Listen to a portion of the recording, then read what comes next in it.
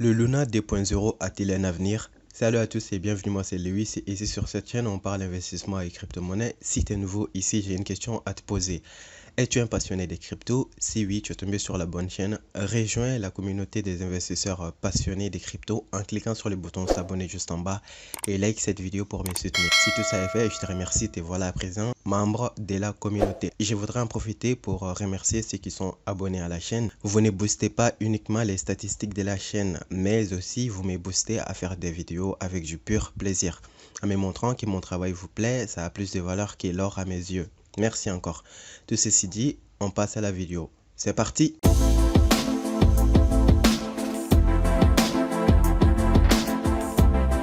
Vous êtes forcément au courant de cette histoire qui s'est passée avec la blockchain Terra, le token Luna et UST. Si jamais ce n'est pas le cas, chose qui m'étonnerait. Il y a une de mes précédentes vidéos dédiée entièrement à cette histoire dans laquelle vous trouverez tous les détails concernant ce qui s'est passé. Et maintenant, après toute cette histoire, il y a eu plusieurs solutions étudiées par les acteurs concernés, parmi lesquels il y avait notamment question de burn massivement le token Luna pour que ces derniers puissent prendre de la valeur. Le mot burn faisant référence au fait de brûler une partie des jetons, les détruire tout simplement en les envoyant sur une adresse spécifiquement créée à cet effet dans le but de réduire la quantité des jetons en circulation. Et une autre des solutions à envisager allait dans le sens de créer un nouveau token qui va s'appeler Luna 2.0 et alors l'ancien Luna sera renommé en Lune C ou Terra classique selon la plateforme sur laquelle vous êtes. Et c'est finalement cette dernière solution qui a été retenue. Si vous faites partie des anciens possesseurs de l'ancien Luna, vous avez dû recevoir le nouveau token, à savoir le Luna 2.0, à travers les airdrops que les fondateurs de Luna ont organisé pour récompenser les investisseurs. La quantité de ce que vous allez recevoir dépendra de la quantité de l'ancien Luna que vous possédez, il me semble, je pense. Alors, on a tous vu juste après les listings de ce nouveau token, le Luna 2.0.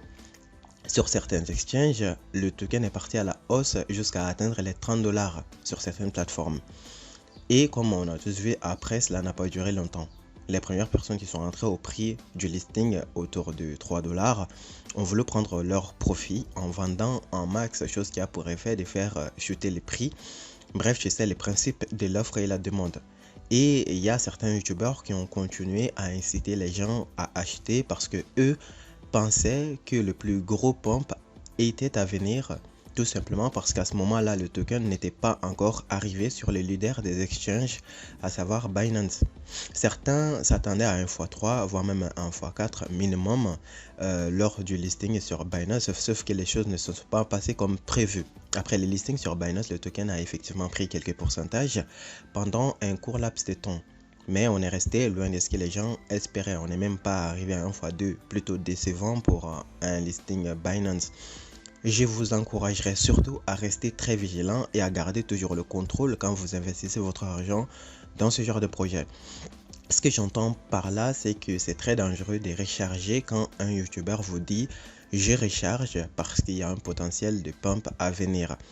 Parce qu'imaginez dans le cas où le token en question fasse x, vous en entendrez parler, genre je vais te donner une pépite, genre j'ai vu ce que les autres n'ont pas vu, alors que quand on parle du projet on dit toujours j'ai pas de boule de cristal, etc., mais tout en vous encourageant à acheter. Pour cela, ils vont mettre en avant leur pièce qu'ils ont jetée et qui est tombée pile, mais en vous parlant le moins possible des cas où c'est pas tombé pile. Quand le projet se casse la gueule, on en parle le moins possible. Toujours mettre en avant les réussites et éviter de parler des échecs. Parce que peu importe ce qui se passe après la recommandation, si c'est positif, c'est grâce au génie du youtubeur, mais si c'est négatif, c'est la faute de telle personne ou telle personne, mais jamais celle du youtubeur. Parce que qui sont les vrais perdants dans ce genre de mésaventures? C'est pas les youtubeurs qui, même s'il perd sa mise, dans la plupart des cas, il a encaissé un chèque derrière en parlant du projet. Les vrais perdants, c'est les naïfs qui écoutent et agissent sans réfléchir et sans faire des réelles recherches derrière, parce qu'on pense que si le youtubeur a 10K ou 20K d'abonnés, c'est difficile d'imaginer qu'il se trompe. Voilà, ça c'était une parenthèse. Encore une fois, il faut faire très attention à ça. Essayez d'analyser vous-même les projets, faites des comparaisons, lisez les white papers. S'il y a une question du genre pourquoi j'ai investi dans ce projet, que la réponse ne soit pas parce qu'un youtubeur me l'a recommandé. Parce que si le youtubeur fait une vidéo à chaque fois qu'un des projets qu'il a recommandé a fait fois X, il n'y aura pas de vidéo dédiée aux projets qui ont fait flop. Au mieux, il y aura une parenthèse dans une autre vidéo pour en toucher 2 mots, c'est tout. Voilà, maintenant, après cette petite parenthèse, je vais maintenant vous dire ce que je pense de l'avenir de ce Luna 2.0. Déjà, premièrement, comme ce que j'avais dit dans ma précédente vidéo sur le crash du Terra Luna, j'avais parlé de confiance.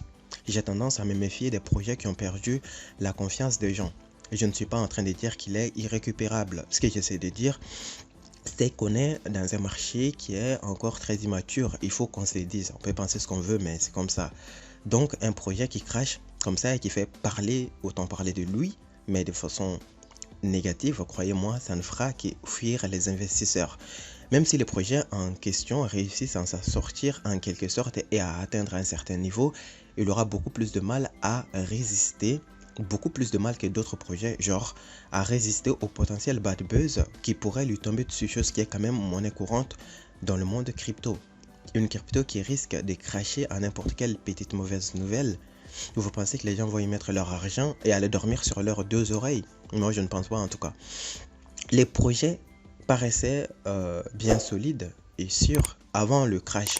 Pour qu'il puisse à nouveau atteindre ces mêmes niveaux de confiance, il devra à nouveau faire ses preuves. Peu importe comment ils vont s'y prendre, mais ils doivent régler le plus rapidement possible ces problèmes de justice qui leur collent encore. Il y a certaines personnes qui pensent que le bad buzz, la popularité que ce bad buzz donne au projet Luna peut être bénéfique. Mais moi, je ne suis absolument pas de cet avis. En réglant ces problèmes de justice, pour moi, c'est le plus gros problème à écarter avant de se concentrer sur le développement de ce nouveau projet.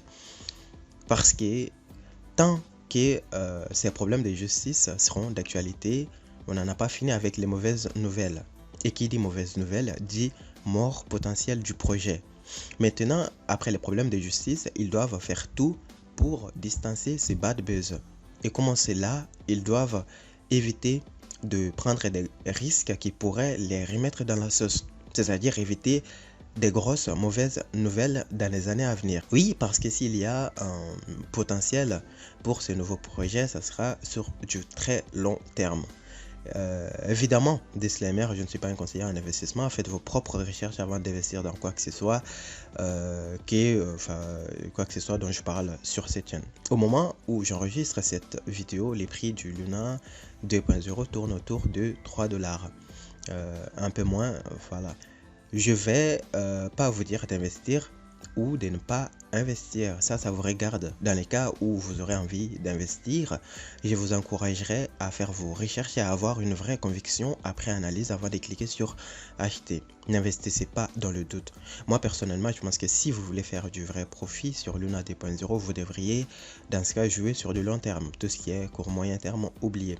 Sauf si vous êtes un trader, dans ce cas, j'ai pas de conseil à vous donner.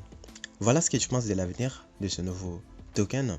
C'est vrai qu'il y a encore pas mal de choses à dire, mais je ne veux pas que la vidéo dure une éternité. Donc, je pense qu'on va s'arrêter là pour le moment. Si vous avez des choses à ajouter, mettez-les moi dans les commentaires, je vous lirai avec intérêt. On arrive à la fin de cette vidéo. Merci de l'avoir regardé. Si vous avez des questions, rejoignez-moi dans les commentaires. Je répondrai à toutes vos questions. Merci encore. N'oubliez pas de vous abonner et à liker la vidéo pour appâter l'algorithme YouTube. Ça me ferait très plaisir. C'était Lewis. Merci. Ciao.